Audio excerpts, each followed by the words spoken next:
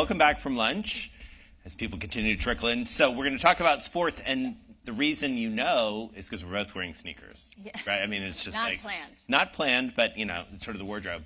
Sam, it's great to see you. It's great to see you here in your town, and I want to start by talking to you and hearing from you now, owning a very successful hockey franchise and co-owning an arena. This is very much a team and a venue that intentionally reflects this place. How did you go about doing that? How do you do that on sort of a regular basis? I mean, not just from a sustainability perspective, but from a cultural perspective. Yeah, I think what I've come to learn over the last several years is that owning a sports team is way more than just what happens on the ice.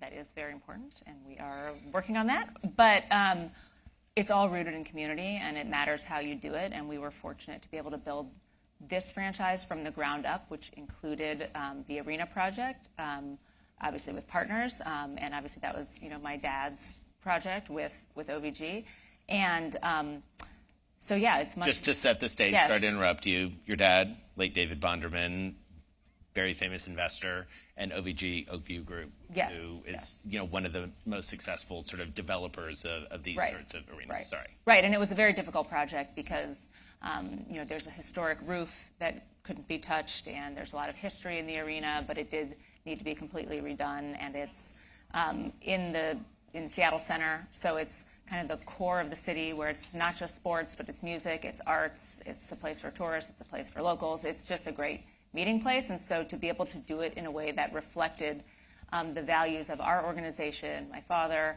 this city, to make it the most sustainable arena in the world was really important to our fans and to everyone involved. And is there something that you feel like, because I know you personally and your team interacts a lot with your fans and various stakeholders, and I want to talk a little bit about that more in a second, but is there something from a sustainability perspective that you feel like really resonated with the fans that people sort of noticed or you noticed as being especially impactful?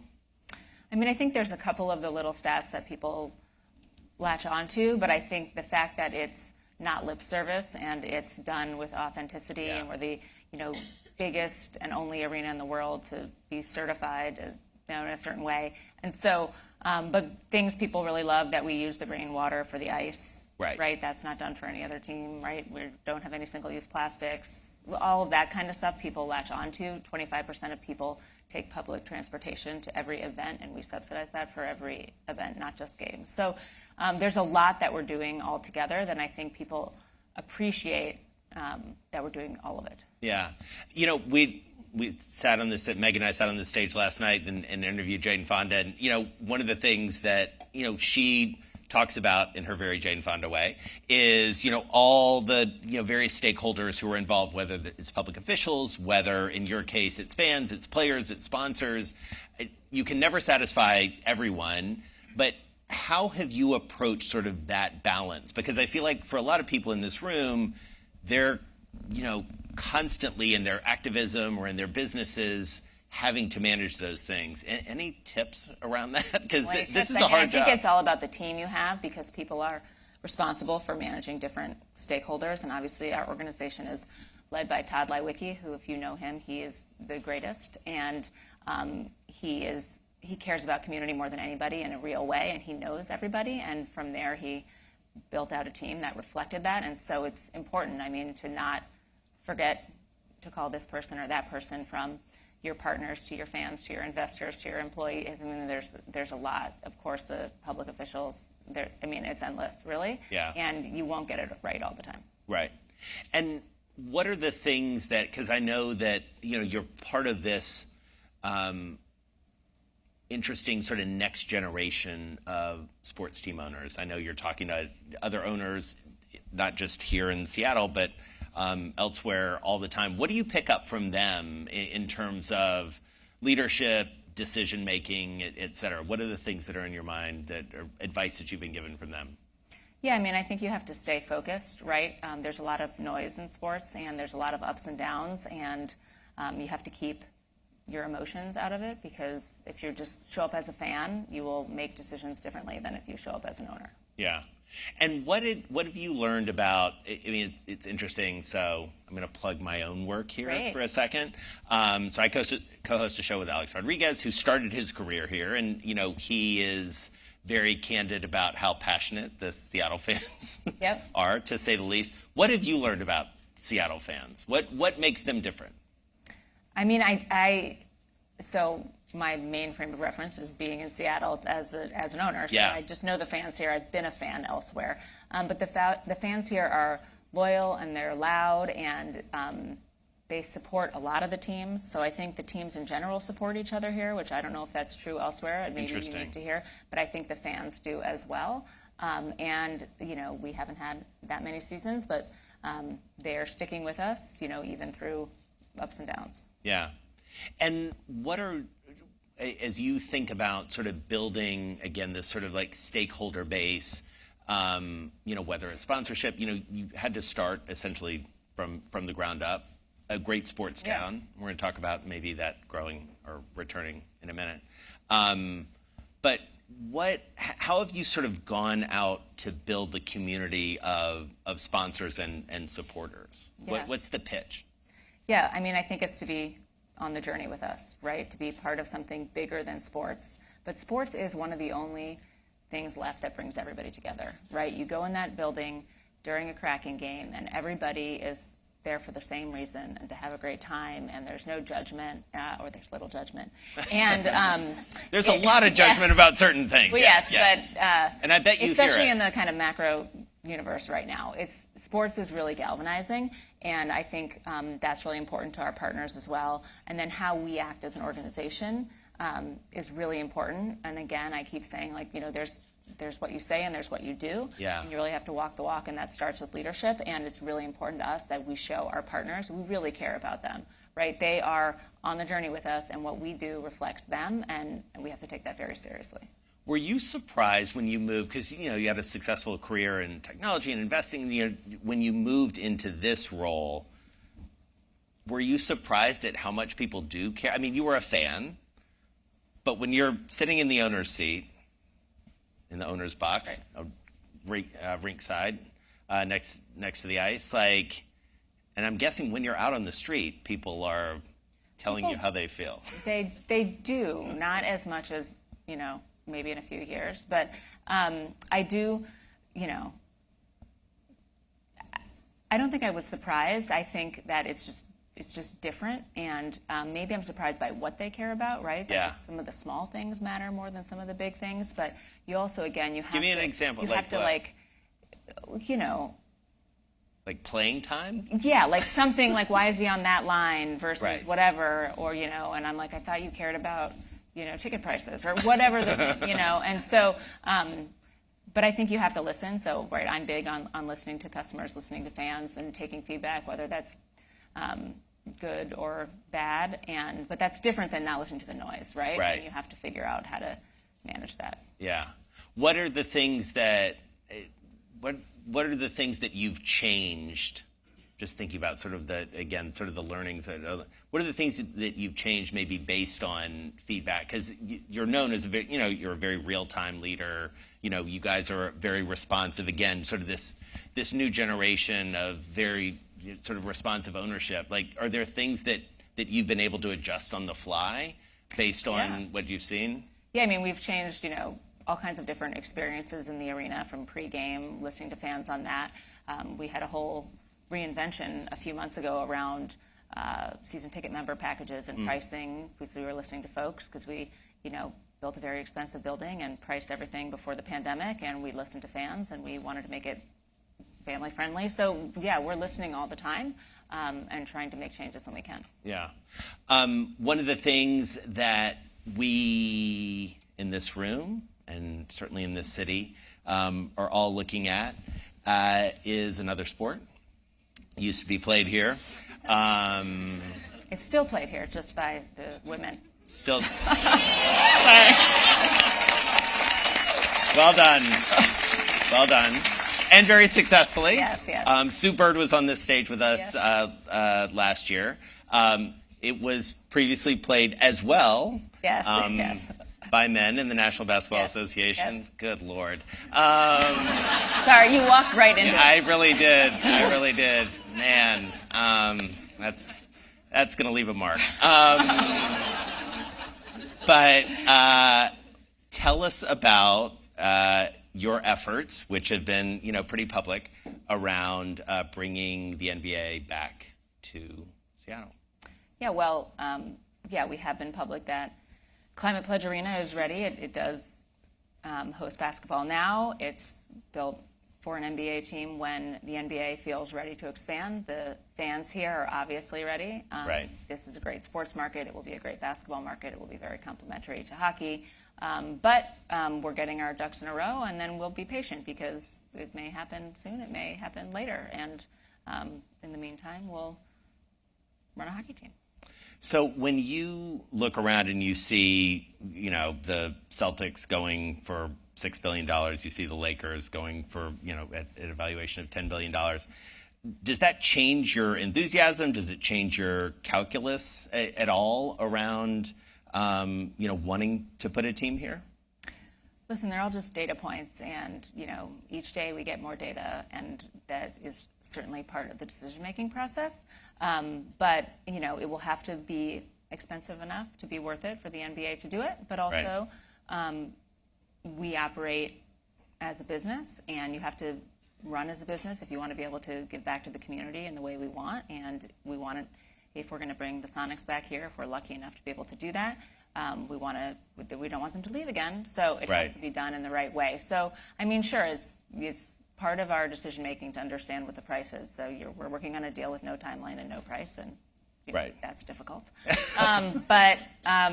So we'll have to see. But sure, like for us, we need this to be we need it to be accessible to fans as well too. And at some point, it's not. Right. And so when you, more broadly. You've seen valuations go up in the NHL as well. These are professional sports. We talk about this all the time. And referencing back to your very successful WNBA team here in Seattle, you look at the expansion fees for the WNBA now reaching $250 million, a record expansion happening pretty rapidly. Yeah. They're similar in women's soccer as well. See, now I'm just trying to prove that I am paying attention to this stuff. I'm working hard here, Sam. Thank you. But, when you see broadly valuations in men's sports and in women's sports, you're a smart investor. You're a smart business person. Like, what do you make of, how these numbers are trending?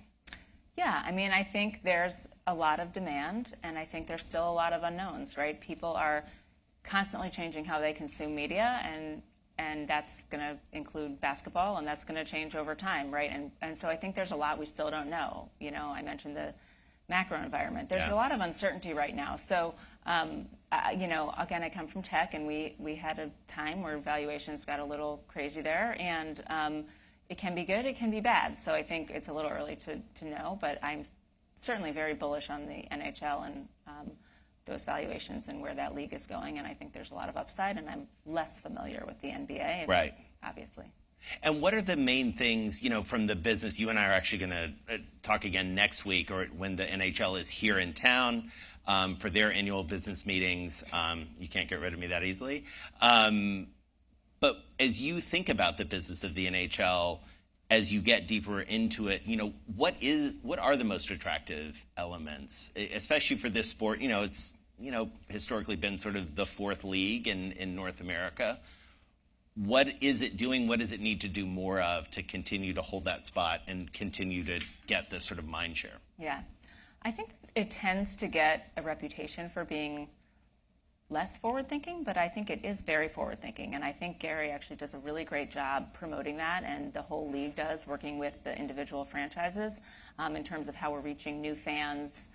Four Nations was a huge hit. I think people are getting really excited about hockey who didn't know about hockey before, and obviously we're bringing hockey to this market. The PWHL is coming. It's really exciting. There's a ton of excitement in this market for hockey, but we still have a lot of work to do, and I think that's true with hockey everywhere. It just wasn't the top sport for a long time, but I think that's changing because it's fast, it's exciting, the players are interesting, They're really personable. It's just a different vibe, and I think people are catching on. Yeah, it is interesting to see the PWHL, which is the Professional Women's Hockey League. Billie Jean King's involved in that. Mark Walter, who suddenly has become like one of the most interesting owners in sports with the Lakers deal. How has women's hockey sort of figured into your calculus, especially as you think about this as a hockey market? Yeah, we think it's hugely additive. I mean, we hosted a game last year, and there's a huge turnout and people who hadn't been to the arena before, right? And so we want to grow the sport in general. Obviously, I'm bullish on women's sports. They're going to practice out of our facility. We think there's great opportunity for both of us to partner, and I think it just helps hockey everywhere. Right. And as you think about, you mentioned your background in tech, and sort of as we start to wrap up, thinking about the arena specifically, it's incredibly tech forward. How do you keep up with the pace of innovation, especially when it comes to arenas? Because there's always like a new shiny arena, which yours maybe still is, certainly was. Yeah. How do you ensure that the tech is right? How do you ensure that that there really is the pace of innovation that is going to satisfy what I would imagine is a pretty demanding fan base when it comes to tech? This is a town that Seattle really knows it. Yeah. And obviously, I'd be remiss not to mention Amazon, who's a big partner, and obviously cared so much about sustainability that they didn't put their name on the building; they put the cause on the building, right? And which has driven a lot of what we're doing and shared values, et cetera. But obviously, with that partnership, we're very tech forward, and it's top of mind all the time, and we demand it of ourselves. And so we are still the most sustainable arena in the world, and I still think the best and most unique, and I think we will be for a long time. Is there a favorite tech element of the arena for you? I think that the tech that we've incorporated into our pregame, maybe if I could say, has evolved so much in the last several seasons. I think it's really fun to be a fan. You can now participate through your phone right in the pregame in terms of the light show. I like that the best because that's what my kids like the best. Yeah. Well, speaking of kids, we were talking backstage about not just the sports element, but the entertainment piece of the arena. Talk to us about sort of how that fits into the overall, not just business model, but also the sort of cultural relevance of having this arena. I think Katy Perry's going to be here next week. Incubus is here tonight. I mean, You're going. I mean, who's not? Who wouldn't want to anthem out to Incubus? Yeah, exactly. It's taking me back. Yeah. I should come back for Katy Perry. Yes. I'm so young? It keeps you young. Oh. Sorry. This is going sideways. Sam. The point, this is a music town, and this building has history rooted in music as well as sports, and to be able to renovate it in a way that could really, you'll see tonight if you haven't been already, the acoustics are amazing, and there's lots of different places to see music in this city, obviously, but this is central. This is the arena that's been here for so long, and it's a huge piece of what we're doing. Right.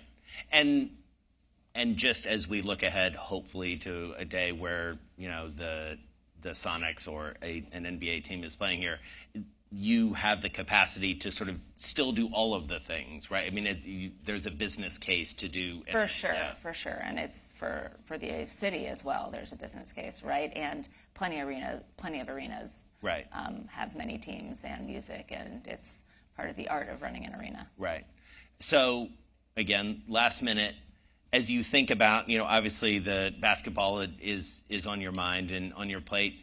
If you think even further ahead, I think about how far ahead your dad thought in the investing world. Like, look around the corner. Like, what is this sort of broader franchise that you're ahead of now, or that you're the head of now? What does it look like? What are other businesses that you think you could be in beyond hockey and arenas and basketball? Yeah, that's a great question. I mean, we have, a lot on our plate at the moment with, we also have half of Acrisure Arena in the desert with our American Hockey League team, the Firebirds. We're helping with the city and the school district in Seattle Center renovate Memorial Stadium. There's kind of a million things going on right now. So I think if we can build this into a true hockey market and get the Kraken really out there and then keep working on a basketball team, I think, that with music, I mean, I can't really think much further ahead than that. Right. If we're all still, I hope the planet's still here so we can all do whatever we'd like to do in that. All right. Well, here's to that. Sam, thank you so much for spending some time. Thank you everyone. much. Thanks. Thank you. Thank you.